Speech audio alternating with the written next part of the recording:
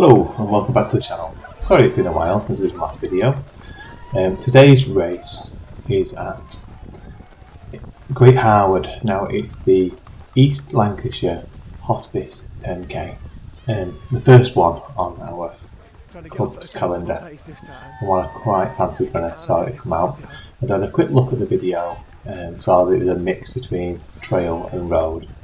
Now I took a chance today and I wore an old pair of Alpha Flies that I had. Which could have proved disastrous, but I was lucky and actually think I made the right choice in the end. But I did see a few people slip, as you'll see as we go along. Did my usual today. I headed off a little bit too quick and ran up this hill following some of my club mates. As you can see there, Steve overtaking me now, getting to his rightful place way in front of me. As you'll see, he goes off quite quickly.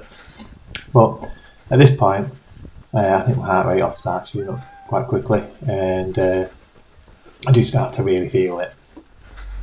I don't know sometimes how to start these races, and I think it was a bit of a struggle because I went off too quick, so it took me quite a while to get into this run. But excuses aside, I think I did alright in the end. Now, through this video you'll see I've started to speed certain sections up, which should hopefully start picking up. There we go. And I'll speed you through now to the next point of interest as such.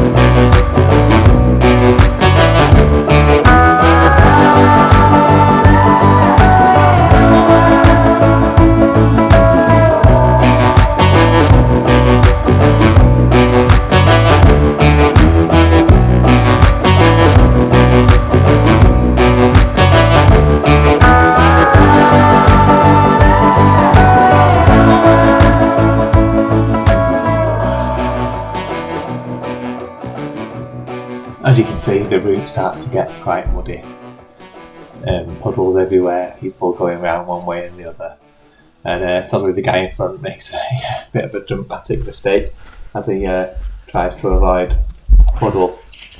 I, on the other hand, decided to take the option to go straight through them. I thought, well, my shoes will wash and it's easier than breaking your stride and jumping about, because that's what usually ends up happening. As you can see, he didn't really hurt himself, and you'll see him come past me in a minute. And he disappears off into the distance eventually once he gets off the slippy mud.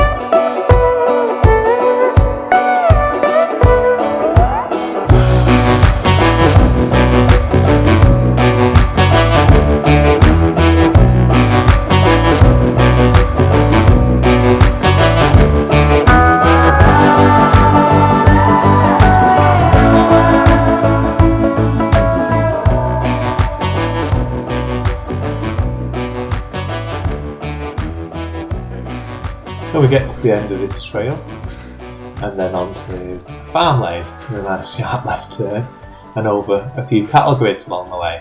But they'd luckily enough they'd put some boards over them, so we didn't have to struggle. It's funny though, because from about this point onwards, I started to feel a little bit better. I was really feeling it earlier on. I don't know if I've noticed any difference in my stats. I think I've slowed down a little bit, but yeah, I felt like I could get into my pace. But I usually am like that anyway. It's usually about 3 miles before I get into a run anyway.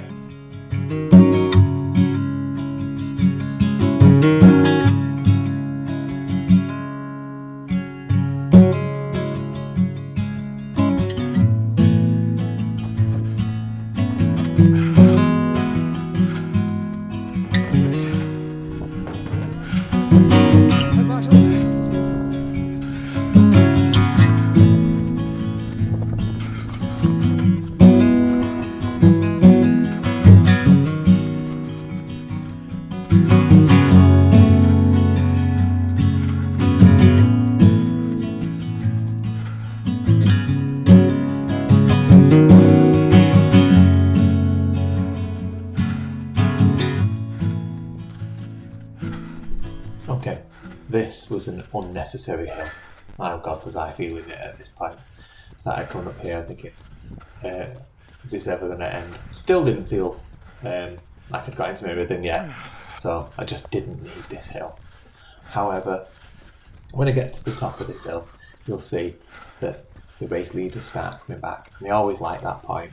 Now, the first person to come back this way is James McLeod from Accrington Roadrunners, and then he was followed closely by Ashley Riding, who eventually won the race in a time of 34.37, just 6 seconds in front of James in the end.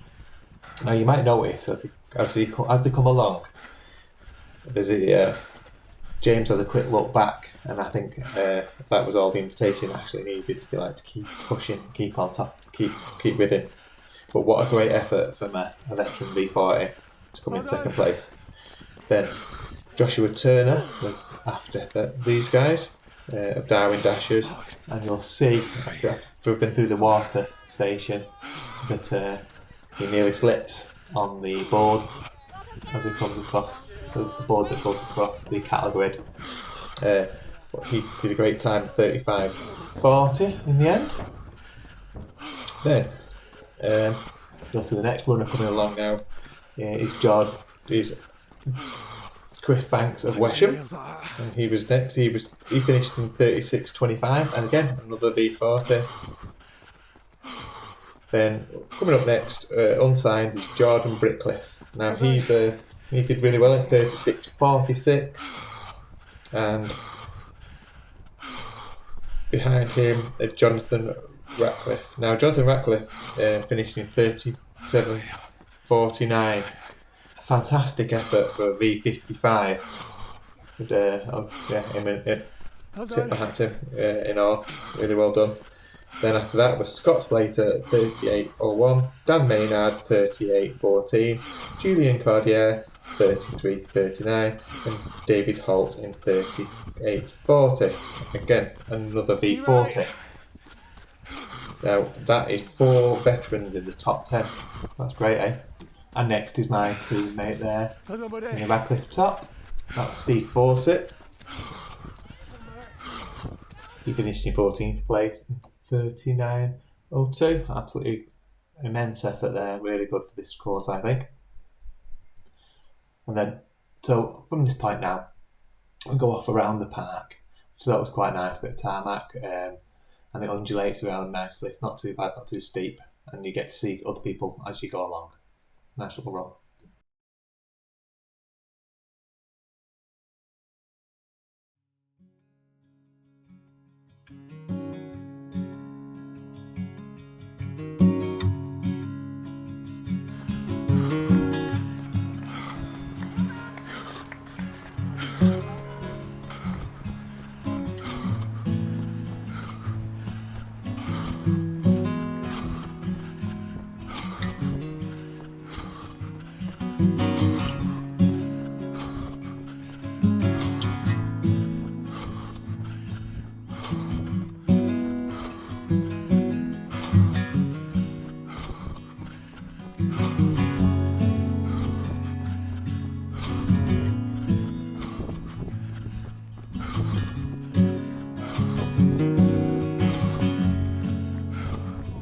Well done, Dave! Beyond!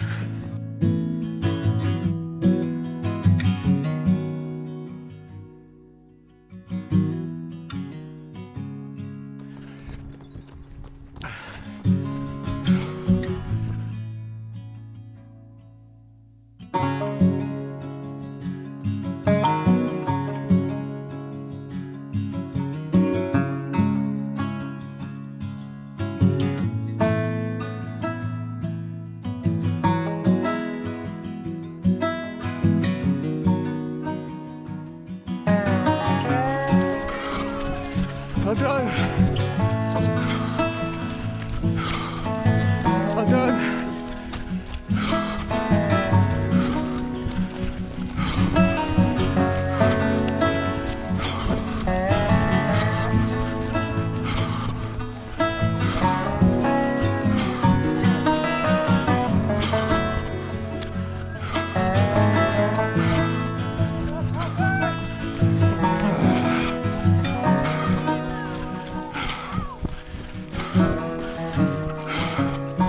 Well done.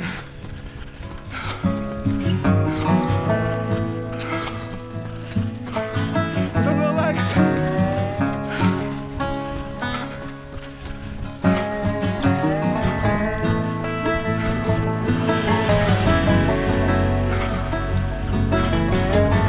Well done, Wayne.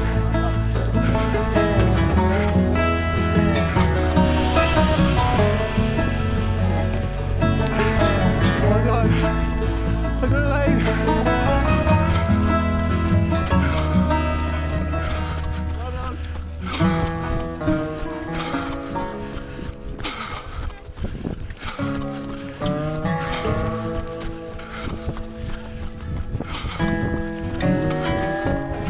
Well done. Well done.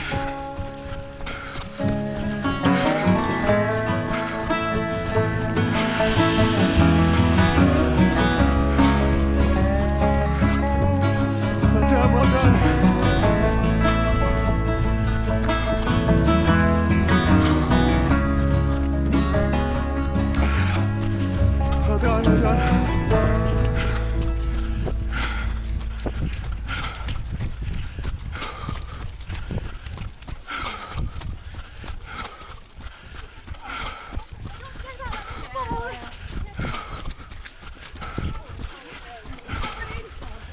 Well done.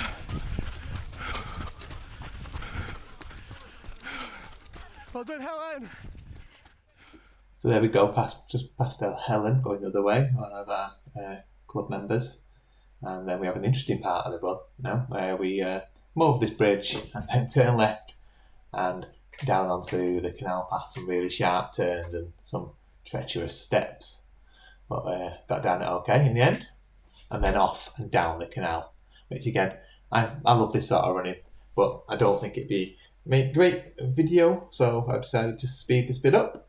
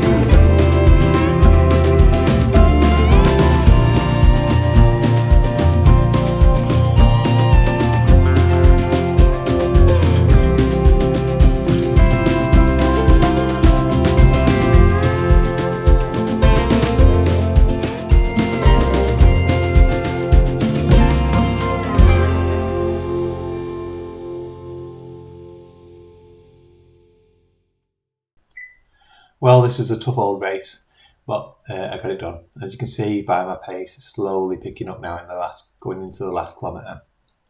It was a little bit short. I was quite surprised. I think it was only about 9.7 kilometres in the end, but I did enjoy it. At this point, anyway, it was starting to feel it. I was feeling human a bit, so I was starting to pick the pace up a bit. I'd say 4:44 at the moment, and then I do bring it down to just under 4, and then actually sub 4 down the hill at the end.